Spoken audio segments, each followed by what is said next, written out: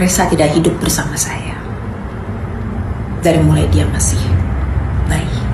Meski Denada sudah muncul ke publik dan mengakui Resa Rizky Rosano merupakan anak kandungnya, namun ia menegaskan bahwa pengakuan di media sosial belum cukup.